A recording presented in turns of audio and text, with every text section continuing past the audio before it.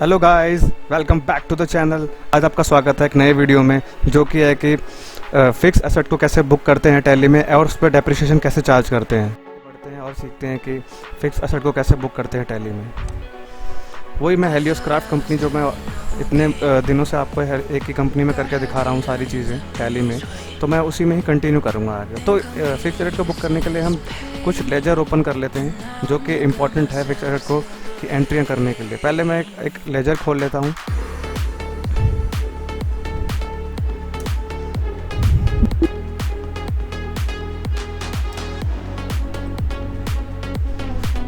अब ये मैं खोल लेता हूँ। सपोज कीजिए आप एक एसी खोल लेते हैं, एयर कंडीशनर।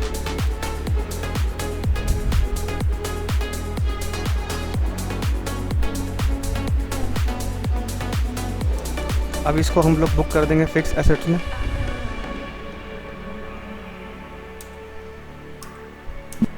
ठीक है। और अब एक चीज़ हम है उसमें, और एक लेज़र खोल लेते हैं, CGST इनपुट 18% या 9%, ये चले जाएगा ड्यूटीज एंड टैक्सेस में। और हम खोल लेते हैं SGST इनपुट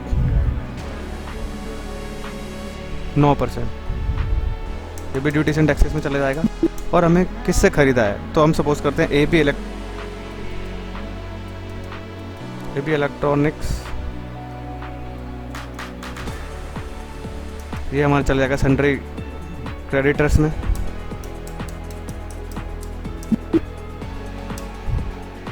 एक हम खोल लेते हैं डेप्रिसिएशन, जो कि इनडायरेक्ट टैक्स का पार्ट होता है।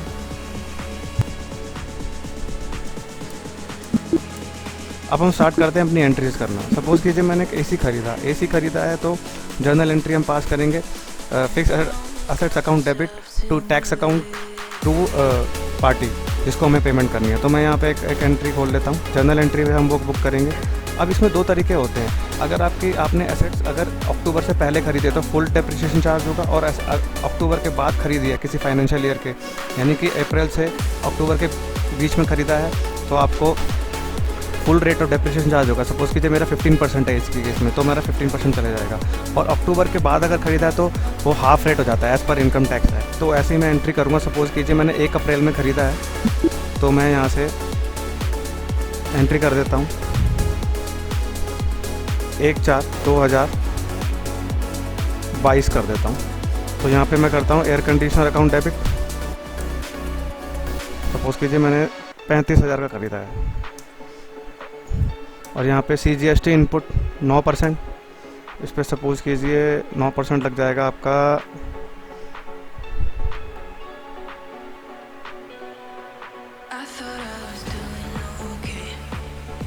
फॉर एग्ज़ाम्पल मैं ले लेता हूँ इसका 2500 रुपये, और यहाँ से 22 SGST, और यहाँ पे मैं 2500 ले लेता हूँ। अब किसे पेमेंट करनी है, AB इलेक्ट्रॉनिक्स में जाइए, यहाँ से पेमेंट कर दीजिए। तो यहाँ पे हमारा एक एसेट बुक हो जाएगा, being fix AC purchase from AB electronics.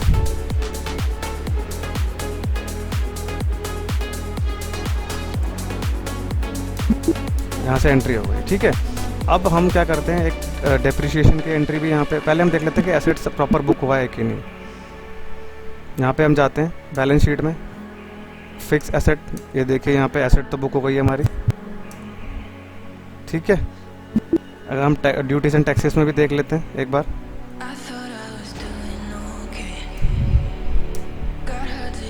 यहाँ पे हमारा इनपुट बुक हो गया 2500 का। ठीक है।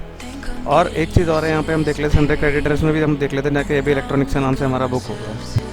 अब हम डेप्रिसिएशन की एंट्री चार्ज करते हैं। मैंने 1/4/2022 में ख़रीदा था, तो मैं full rate of depreciation 15% charge कर दूंगा, जो कि जनरल एंट्री होगी। अब इसका डेप्रिसिएशन मैं 31 मार्च में भी चार्ज कर सकता हूँ, वैसे भी कर सकता हूँ। तो मैं अगर बुक्स खाते ख़त्म होते हैं तो मैं 31 मार्च में ये आपको एंट्री पास करके दिखाता हूँ। डेप्रिशिएशन अकाउंट डेबिट, सपोज़ कीजिए 15% है, 35,000 का 15% अब सपोज़ कीजिए मैं एग्जांपल के तौर पे ले लेता हूँ 2500। और to A B to fix asset है, यानी कि हमारा था एयर कंडीशनर आ गया।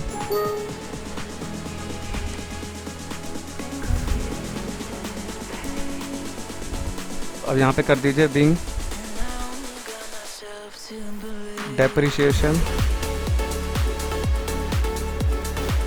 चार्ज।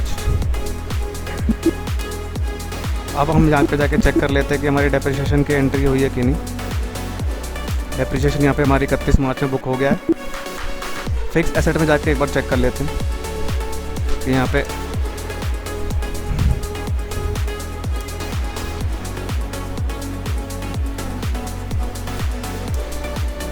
देखिए हमारा डेप्रिशिएशन बुक हो गया है। तो यही थी एक simple entry depreciation related guys.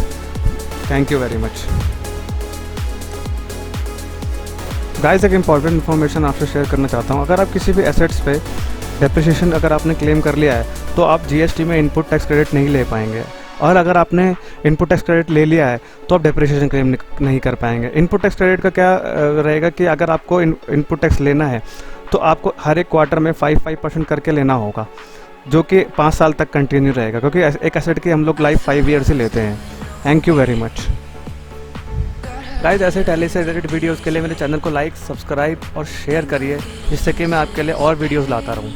Thank you.